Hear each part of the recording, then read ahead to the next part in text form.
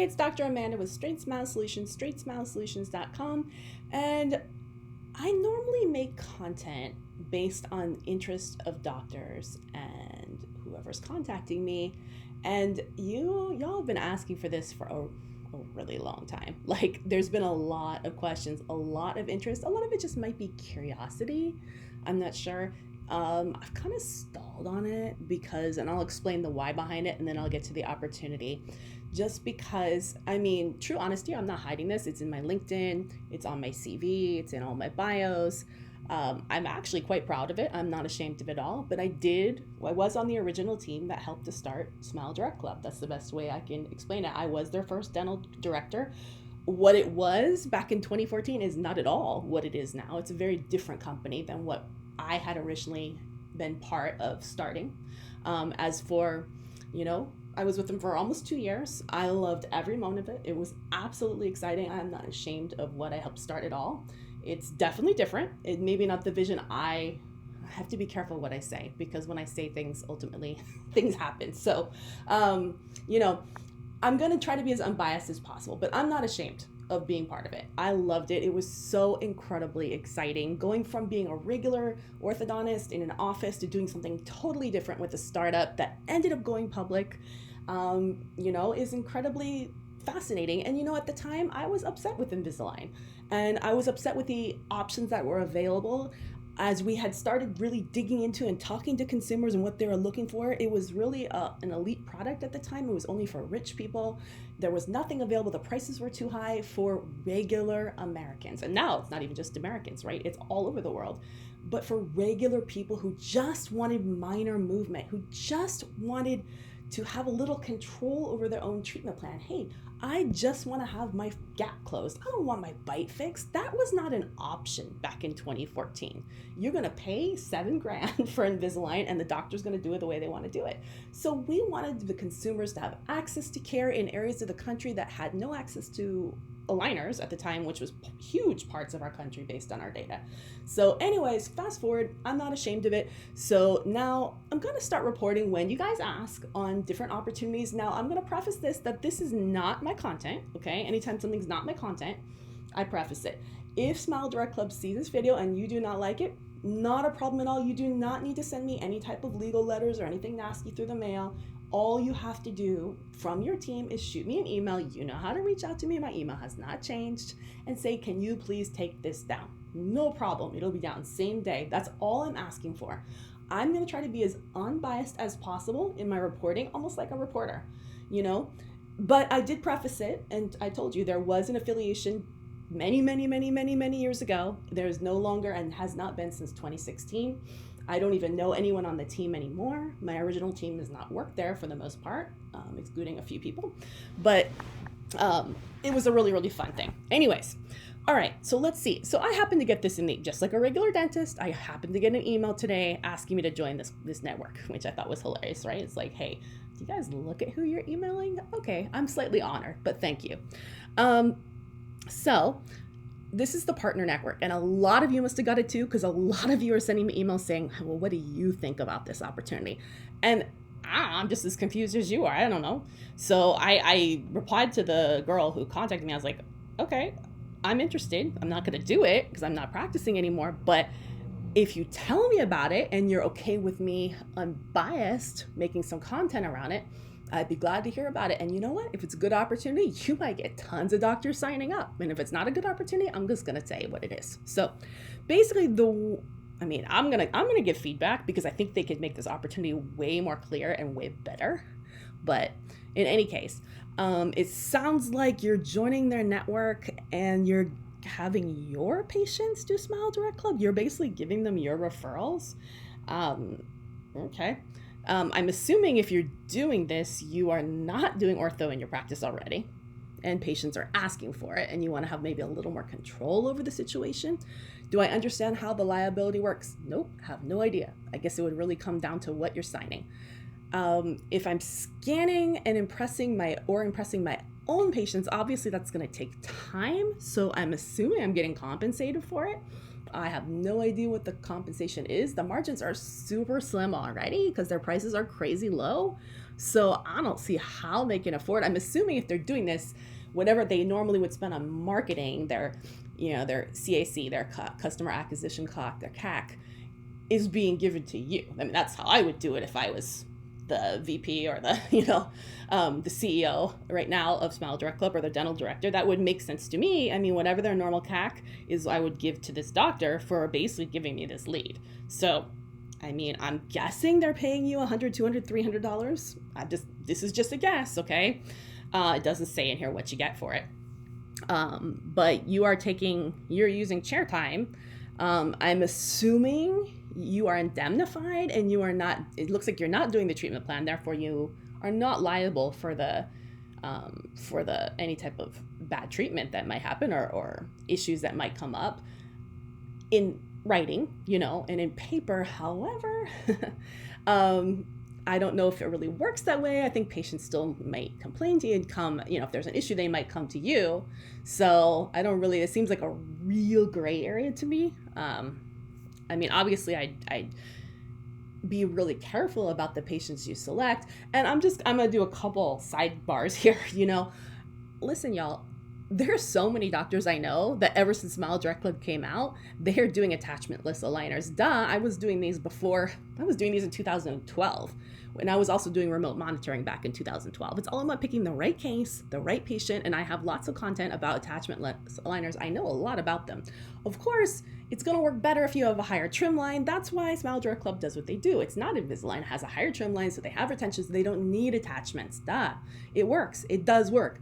I can tell you, I'm not going to tell you the amount of cases I've seen from Smile Direct Club, but I've also seen lots of Smile Direct Club patients when I was not working for them, from in the last 5 years since I stopped working for them, from my own personal clients that just happen to be my clients' patients that happen to be going through Smile Direct Club. That's not their ortho patients, but they're still watching it, right? They're watching it. They're like, ooh, let's see how this is going. I'm kind of curious, right? So they send me the results, and they're like, what do you think?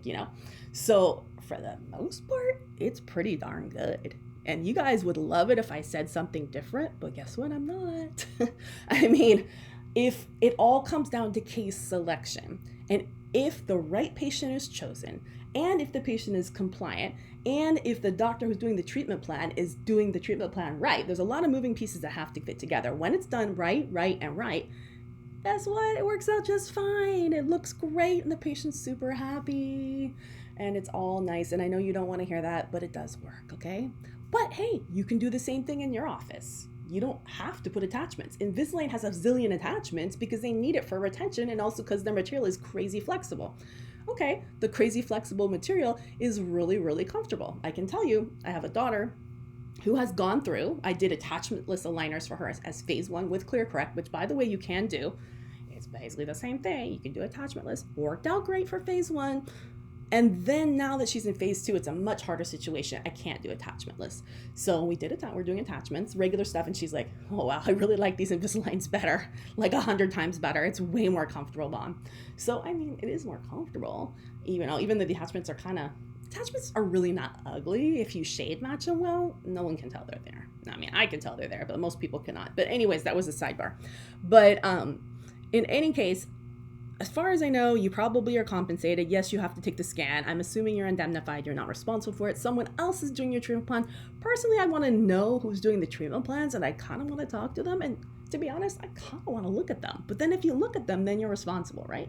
So that's a gray area is what I'm saying. The more involved you are, the more responsible you are. So, I mean, for the most part, personally, I think it would be a way better opportunity if I didn't have to use my own patients. If I became a scan shop for Smile Direct Club, I would like to do that. And if they gave me the scanner, hey, that would be cool to lease, rent, own.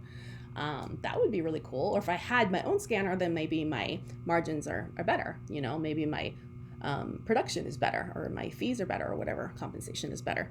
That would be really cool. I would do that. And then if there was patients that came in to get scanned that turned out not to be a good,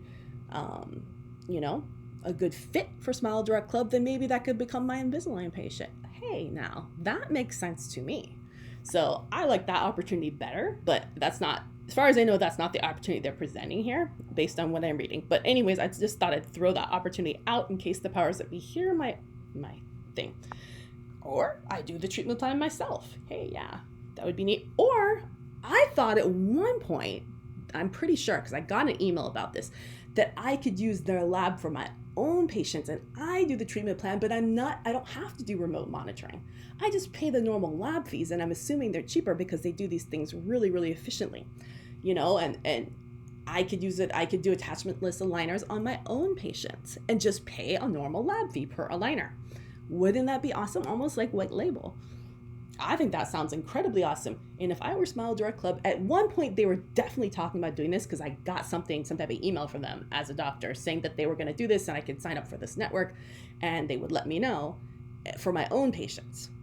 Maybe I misunderstood it. Maybe this was it. But I think that would be freaking awesome because white label is huge. But attachmentless a white label? Nobody doing that. I mean, yeah, you could do that. But, I really, really do believe, y'all. And again, you can say I'm biased. I'm not compensated in any way for this. So I'm telling you, I've seen a lot of cases, and I do, in terms of what is the word I'm thinking of?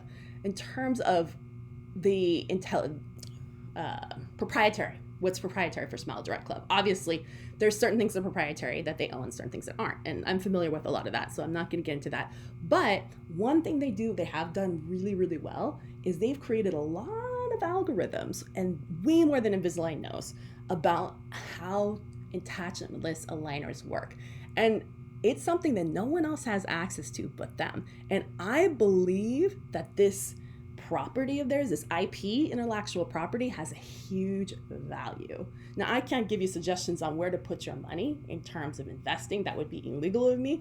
But I can tell you, I invested heavily in Smile Direct Club recently because I think they're going to go somewhere. And again, I don't work for them anymore. I get nothing from them. But I believe there's a value to this in the dental world. Their IP. I know they have it, clearly, because they're creating tons of data. They've created, finished millions of patients.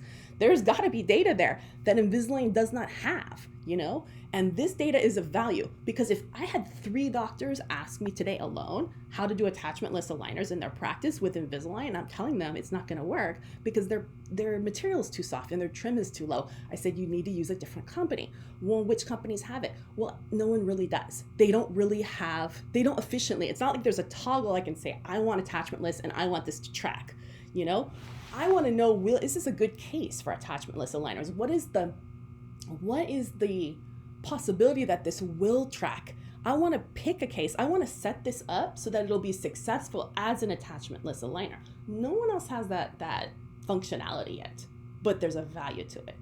So again, I've hesitated putting this out because I'm kind of keeping quiet about it, but I had 3 questions alone today about this. So I'm going to go ahead and put it out there. You guys do with whatever you want with it. If you're interested, I don't work for them, so you contact them yourself. And Smile Direct Club, if you hear this and you don't like what I'm saying, although I think it was highly favorable, so you're welcome, all you have to do is email me nicely and ask me to take it down. That's it. Have a nice day. Okay, bye.